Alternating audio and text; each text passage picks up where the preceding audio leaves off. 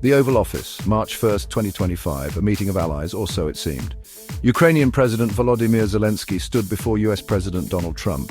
The world watched. Hopes were high, but tensions simmered beneath the surface.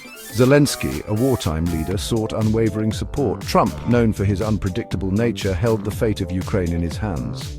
The meeting was supposed to be about a minerals development deal. It quickly became clear this was no ordinary meeting. This was a showdown. The air crackled with tension. Zelensky, weary from war, pleaded for continued aid. Trump, however, had other ideas. He suggested the unthinkable territorial concessions to Russia. The room fell silent. A chill descended. The suggestion was a betrayal, a slap in the face to a nation fighting for its survival. Zelensky, though, would not be bullied. He pushed back. He reminded Trump of the stakes. This was not just about land. It was about freedom, democracy, the very soul of Ukraine. He spoke of Russian aggression, of broken promises, of the need for unwavering American support. The world held its breath. Would Trump listen? Trump, however, remained unconvinced. He doubled down, his voice rising in anger. He questioned Zelensky's leadership, accusing him of being weak, of not doing enough to appease Putin. He threatened to cut off aid, to leave Ukraine to fend for itself. Either we're going to end it or let him fight it out, he boomed, and if he fights it out, it's not going to be pretty, because without us, he doesn't win.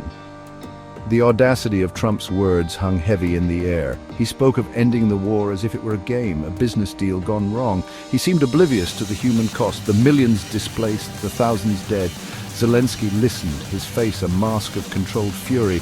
He had come seeking partnership, not ultimatums. The meeting ended abruptly. No deal was signed. Zelensky, his head held high, left the White House. He had stared down a bully and refused to blink. Trump, fuming, retreated to the digital world. On Truth Social, his platform of choice, he lashed out. Zelensky is not ready for peace if America is involved, he fumed. The world reacted with a mixture of shock and condemnation. In the United States, the political divide only deepened.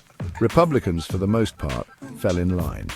Senator Lindsey Graham, once a Trump critic, lauded the president's stance. Zelensky, he suggested, should resign. Others, like Senator Lisa Murkowski, were appalled. "I'm sick to my stomach," she declared, as the administration appears to be walking away from our allies and embracing Putin. Democrats were united in their condemnation. Senator Chuck Schumer, his voice shaking with anger, accused Trump of doing Putin's dirty work. Senator Chris Coons, praising Zelensky's leadership, said, "We owe him our thanks for leading a nation fighting on the front lines of democracy," not the public berating he received at the White House. The international community rallied around Zelensky. Leaders from across the globe, from London to Paris, from Berlin to Tokyo, expressed their unwavering support for Ukraine. They condemned Trump's actions, reaffirming their commitment to Ukrainian sovereignty. The message was clear. The world stood with Zelensky, not with the bully in the White House. The Oval Office showdown was a watershed moment. It exposed the fragility of the post-war order, the dangerous allure of isolationism, the capricious nature of power. The world watched in horror as two allies, bound by shared values and common purpose, teetered on the brink of a complete break.